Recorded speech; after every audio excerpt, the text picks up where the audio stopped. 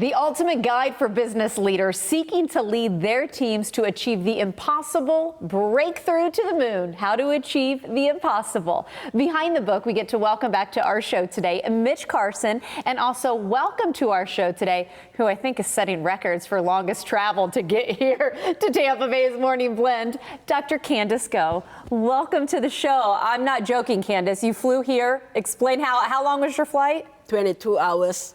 Oh my goodness. All the way from Singapore. All the way from Singapore. Yes. Well, we're very glad you are here today. Thank you. And hopefully motivating people. Let's talk about this book. Yes. How is it different, Dr. Go? Different from other leadership book. Yeah. So our book targets business leaders, and the world is changing, right? The only constants in this world is change. So as a business leader, we can't just use, whatever that you have learned in business school, like maybe 20, 30 years ago. And especially right now, right here as we speak, AI is changing the world.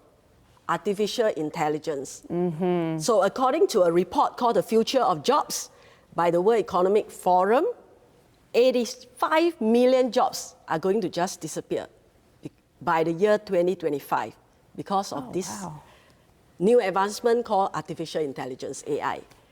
But the good news is that 97 million new jobs are going to be created. Yes, that is a positive. With the advancements of AI. I mean, it's the same. I graduated in the 1990s, and we had this new thing called information technology, right? I think we all know about that. And we have this same phenomena right now with AI. So it's going to disrupt a lot of business. It's going to disrupt a lot of jobs. But with the bad news, there's better and, brighter good news. Well, and of course, being able to motivate people to accept that change. Mitch, I know when you're putting your thoughts down and you're writing a book, you've got that target audience in mind. Yes. Who do you hope will pick up this book? People who are in management, potentially middle managers who want to get to the executive suite, want to be CEOs, COOs, something to where they feel proud, and they're blending the backgrounds of the West, me being an American, genuine, and a genuine Singaporean from the East. We found that when we combined our learnings, what we were able to extract from years in management and leadership roles ourselves, we put together this book, which we know will be read and consumed by many people wanting to grow in their careers. Well, combining the worlds, what did you learn? What are some of the things that you were even able to take away from this relationship that you were able to put in the book? Yeah, we do find that certain things are a bit different. Like for me, I've been, in management consulting for a long time, and I've actually worked in more than 10 countries. So I've seen different cultures. Yeah. There are some nuances in the different cultures, but as Mitch and I come together, we find that, as business leaders especially, we need to be very conscious about the different cultural requirements, the people. And as leaders, what is our job? Our job is to lead, right? And who do we lead? We lead the people that are below us. So we really need to understand what motivates them, what can we do to bring out the best in them.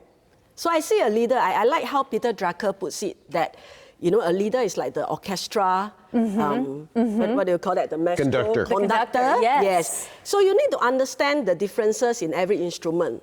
How a flute plays, how a violin plays. You don't want to get a violinist to become a flutist, because then he will be handicapped.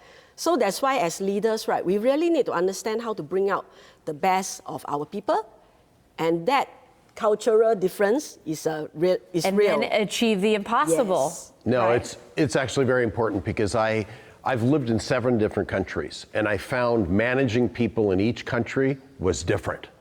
There is a common denominator. You have to lead by example, but how you motivate each culture varies sometimes greatly. Yes. And sometimes there's a religion that overlays to affect matters, and then there's language that overlays. So you have to understand all these distinctions.